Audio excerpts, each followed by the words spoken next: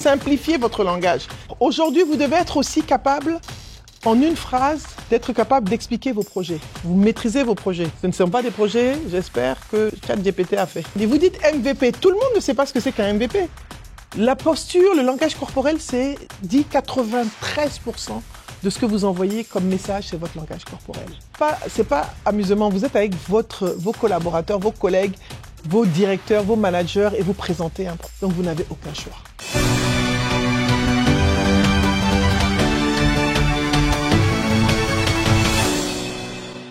Avec les apports théoriques, vous allez pouvoir améliorer vos pitchs. Déjà, avec les feedbacks, je pense que c'est possible. On est d'accord. Parce que c'est très important de savoir présenter.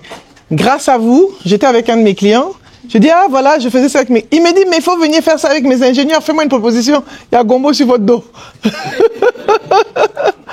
Ensuite, il faut simplifier le discours technique pour le rendre accessible. Ça, c'est quelque chose que je ne vous ai pas dit. Vous dites MVP. Tout le monde ne sait pas ce que c'est qu'un MVP. Vous dites des mots scientifiques, technologiques, compliqués. Simplifiez votre langage. Vous devez vous assurer que les personnes en face desquelles vous parlez ne sont pas toujours des professionnels, mais ce sont des gens qui ont un impact, qui peuvent avoir un impact sur votre projet, que ce soit financièrement, que ce soit en termes de... Parce que vous allez pitcher devant le département financier en entreprise, etc. Donc il est important que vous soyez très cohérent et que vous expliquiez les termes. D'accord ? Vous devez utiliser un visuel. Donc les slides, dans votre cas, c'est slides et démos, ce sera. Aujourd'hui, c'était juste les slides, on est d'accord? Parce que, en fait, je voulais vraiment que vous structuriez bien les choses. L'OS, ici, devant moi. Merci. Et vous devez pitcher avec assurance devant un jury. Pour certains d'entre vous, ça va. Pour d'autres, vous allez travailler. Plus vous allez travailler, plus vous allez le faire, plus vous allez avoir de l'assurance et plus vous allez pouvoir vous exprimer avec de l'assurance. D'accord? C'est très important parce que quand vous avez de l'assurance, vous crédibilisez ce que vous faites. On est d'accord? Alors, votre programme détaillé, le programme, on va voir. J'ai bien insisté dans le document que je vous ai envoyé, ce n'est pas un pitch d'investisseur. C'est pas un pitch, c'est un pitch projet. Un pitch de projet. C'est pour montrer votre projet, le problème, la solution, le déroulé, les outils utilisés, etc. Et comment est-ce que vous allez le mener à bien, l'équipe, etc. Ce que j'aurais aimé voir aussi dans l'équipe, faites comme si c'était vraiment une équipe projet en disant qui a fait quoi. Ça manquait dans toutes vos présentations. Vous avez juste dit les noms, mais vous n'avez pas dit voilà, vous êtes une équipe projet, une vraie équipe projet professionnelle. Donc dans une équipe projet professionnelle, chaque personne a une fonction, a fait quelque chose. On doit savoir, là vous étiez là, mais aucune équipe ne m'a dit qui a fait quoi. Vous êtes d'accord avec moi?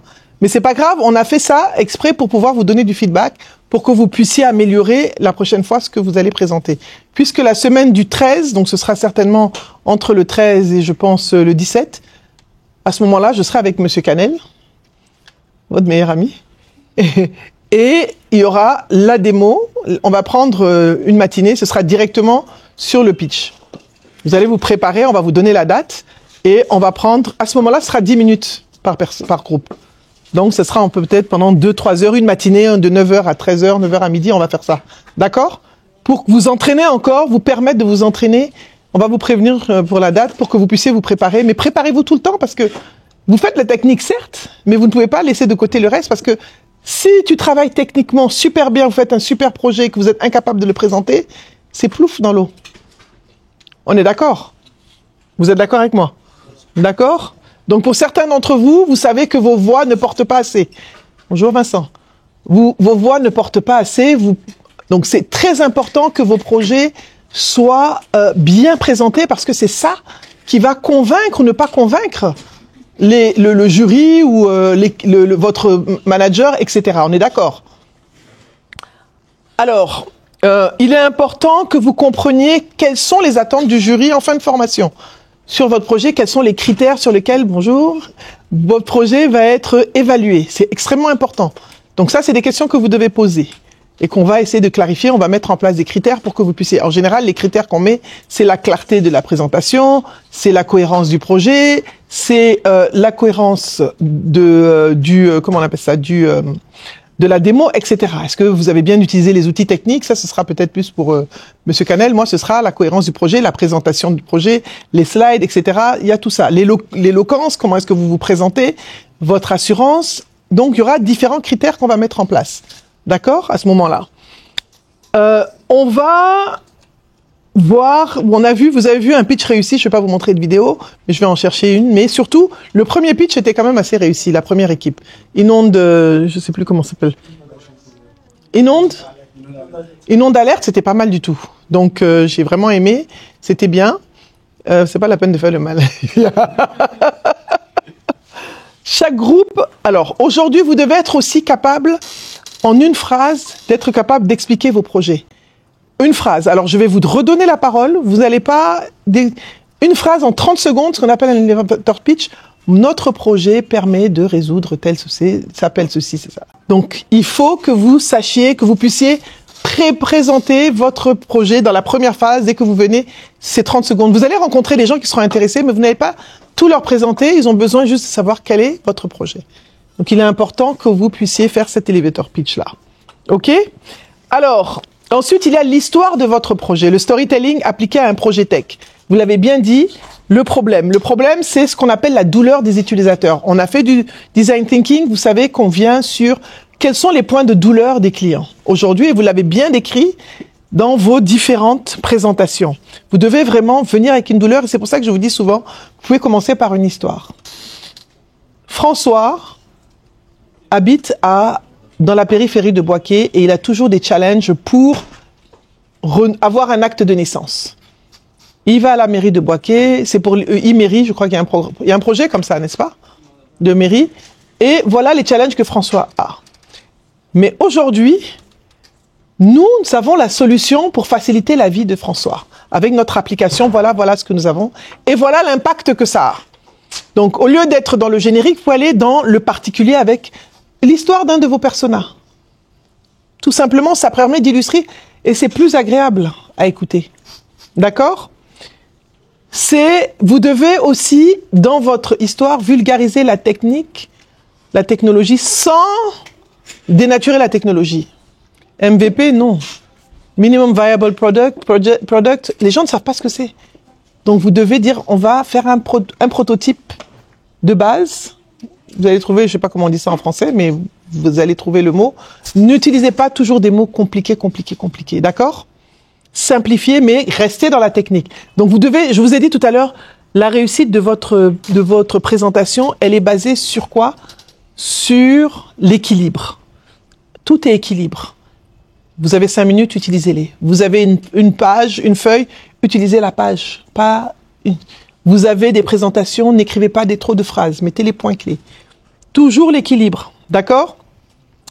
Ensuite, vous allez montrer la cohérence entre les problèmes, la solution et comment vous appliquez les apprentissages de la formation. Vous avez bien mis, tout à l'heure, vous avez quelqu'un parlé de la connexion avec les API, vous avez parlé de Bootstrap, donc les différentes choses que vous avez apprises, on veut voir comment vous les mettez en avant avec ce projet-là. Dans ce cas-là, c'est ce que nous voulons parce que vous avez quand même suivi des mois de formation. Maintenant, on veut voir comment est-ce que le projet, en fait, c'est pour voir comment vous mettez en pratique les apprentissages. On est bien d'accord.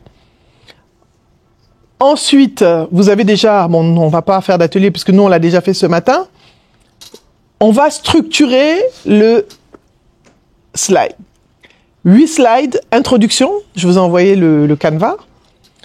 Problème, solution, comment est-ce que ça se déroule? À ce moment-là, vous aurez la démo dans la prochaine session. Vous aurez à faire la démo puisqu'il y aura la personne chargée de la technique.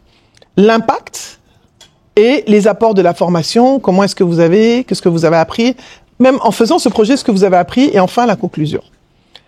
Les règles de design sont importantes, je vous l'ai dit, c'est peu de mots, les longues phrases, vous devez les éviter. Des visuels forts. Au lieu de mettre des visuels où il y a trop de choses, mettez une image, un mot. Des slides, c'est peu de mots et des images puissantes. D'accord? Quitte, le cas échéant, à rajouter peut-être si vous avez 1 ou 2 slides de plus, mais que ce soit très visuel. Et vous avez le narratif. Vous mettez le mot. Tout à l'heure, je disais à quelqu'un qui mettait Smart Audit, la solution, mais tu n'as mis que Smart Audit. Tu peux mettre Smart Audit. Notre solution Smart Audit en 3 points. Point 1, point 2, point 3. Tu mets les 3 points, tu mets peut-être un visuel qui parle, et après tu expliques. Parce qu'une fois que quand tu maîtrises ton projet, tu n'as pas besoin de lire normalement. D'accord? Vous maîtrisez vos projets. Ce ne sont pas des projets, j'espère, que ChatGPT a fait. Non, je sais que c'est vous qui vous avez travaillé dur pour ça, d'accord? Je vous l'ai dit aussi, l'art de la transition fluide entre les parties. Travaillez vos transitions. C'est très important, s'il vous plaît. On a pu, vers la fin, les 4-5 derniers ont essayé. Au début, il y avait un peu de... Mais les transitions sont importantes. Je pense que c'est mieux de vous avoir fait faire le travail et maintenant de vous donner la théorie. Ça vous permet de mieux illustrer ça. Vous savez comment j'aime travailler, hein? J'aime la pratique. Et puis après, je donne un peu de la théorie. Ça vous permet d'enrichir ça. Est-ce que ce système d'apprentissage vous convient? Voilà. Donc, moi, je n'aime pas l'école. Donc, j'essaie toujours de faire l'école pratique. Ensuite, vous avez déjà... Toujours, prenez un document ou un paperboard ou une feuille pour préparer le plan, l'ossature.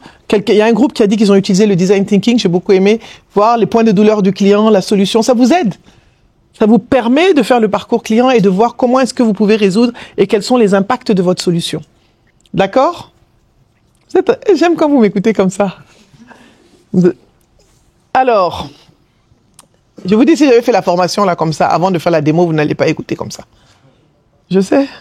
Parce que moi, je n'aurais pas écouté non plus si j'étais moi. Si j'étais vous. Alors, l'autre chose qui est importante aujourd'hui, c'est, dans l'art de pitcher, c'est, et je vous l'ai dit, le langage corporel.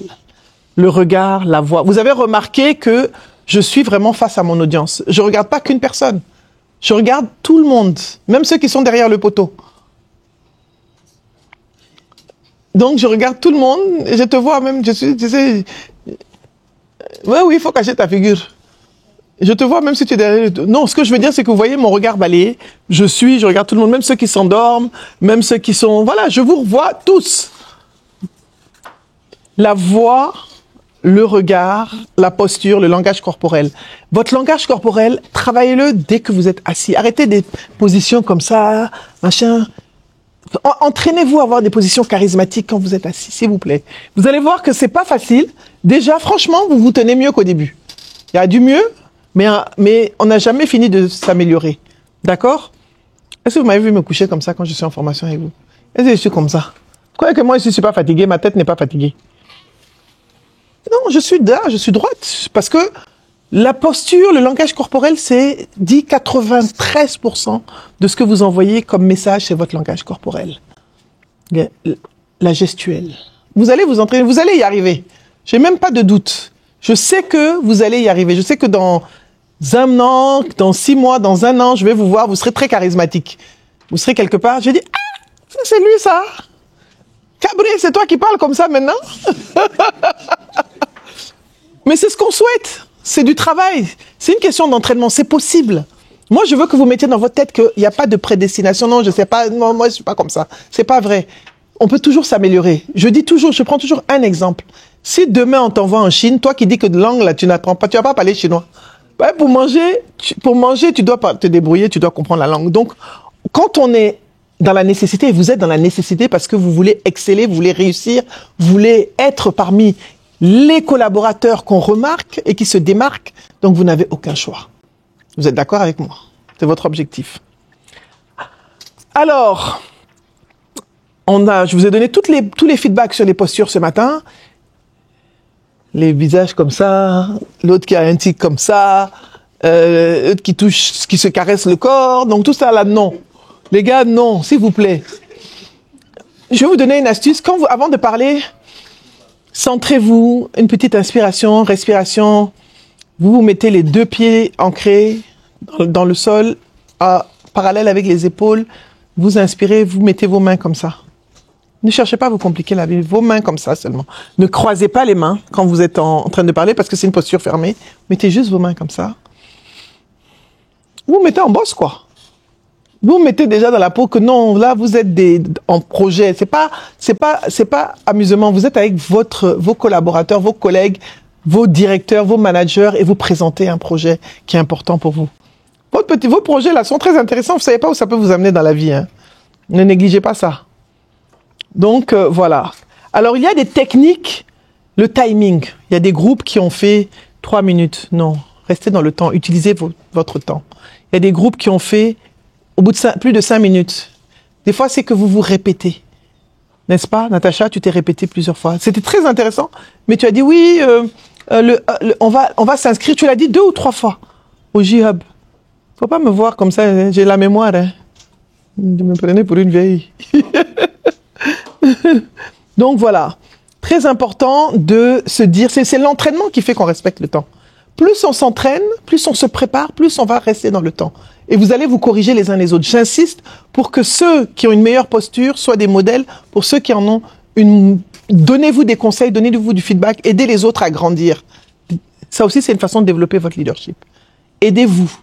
Projetez, travaillez sur votre voix. Travaillez sur vos voix si vous avez des voix qu'il faut qu'on vous entende. Il faut que vous trouviez un moyen qu'on vous entende, parce qu'on n'a pas malheureusement, nous, pas de micro ici. Peut-être vous serez dans des environnements, vous aurez des micros, baladeurs, des trucs comme ça va vous aider. D'accord? Alors, il y a des techniques pour capter l'attention. La première, c'est le storytelling, donc avec des exemples concrets. La deuxième, c'est une accroche, une phrase d'accroche. Et si on n'avait plus de décès. Et si je vous disais qu'on avait la solution pour qu'il n'y ait plus de décès pendant les inondations à Abidjan? Tout de suite, tu accroches ton audience. Tu es d'accord? Inonde alerte. Tout de suite, vous accrochez l'audience. Ce n'est pas un rêve, c'est une réalité. Et aujourd'hui, nous n'aurons plus ce genre d'histoire-là, de problèmes, les familles ne seront plus endeuillées grâce à notre application. Tu as vu? Ça donne envie là. On veut en savoir plus. Il y a aussi une autre façon d'accrocher, il y a une équipe qui a donné ça, des statistiques. 33% des dossiers de traitement des cartes nationales d'identité, il y a un problème. C'est ça, non? Oui, je me souviens. Alors ça, tout de suite, c'est intéressant. Vous avez donné, ce que j'ai aimé, vous avez donné des chiffres, mais après vous avez mis plein de dessins dans votre slide, ça m'a fatigué. Enlevez-moi ça. Parce qu'il y a déjà des chiffres, vous mettez d'autres graphiques. Moi, je pensais que ça faisait partie, et en fait, c'était juste votre décoration. D'accord? Les ajustements, il faut être clair. Donc, je vous donne des techniques. Je vous enverrai ça, hein, l'art de pitcher, je vous enverrai le document. Il y a juste des points, et ça vous aidera à recadrer ce que vous avez déjà fait ce matin. Alors, mise en pratique, on l'a déjà fait. Chronomètre. Alors, les ajustements que vous devez faire, c'est supprimer les longueurs. N'est-ce pas, Natacha? Il y a 2 groupes où les gens ont trop parlé. Parler des longues phrases. Je sais que des fois, c'est le stress qui fait qu'on se répète. Mais essayez de vraiment prendre votre temps et ne pas vous répéter. Mais c'est la préparation, le secret. Plus vous répétez quelque chose, vous préparez, plus ça va être facile. Yaya, on dirait que tu as sommeil. Tes yeux veulent se fermer. Vous inquiétez pas, on va bientôt terminer. Aujourd'hui, on va finir un peu tôt. Comme hier, on n'a pas fini vite.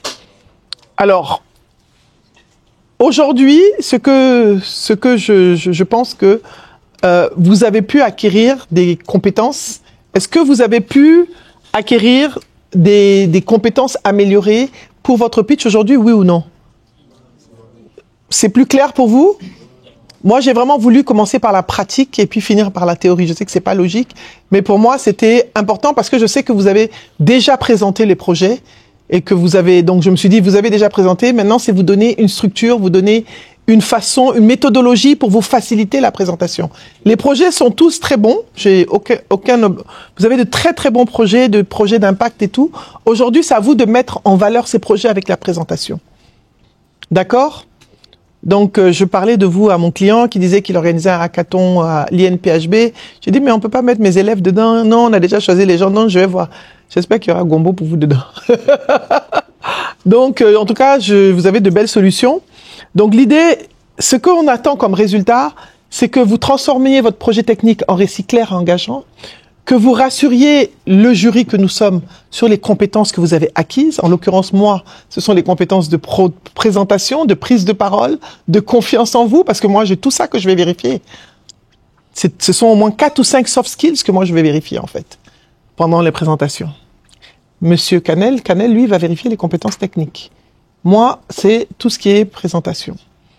Alors, vous allez être capable, dans deux semaines, là, de nous présenter une démo structurée et professionnelle, c'est sûr. Là, j'ai même pas de doute. Et enfin, vous allez défendre vos projets comme des vrais professionnels. Et travailler sur vous. C'est pas une évaluation qui va vous pénaliser, mais c'est juste pour vous donner du feedback, pour que vous sachiez, aujourd'hui, vous avez vu sur quoi vous devez vous améliorer.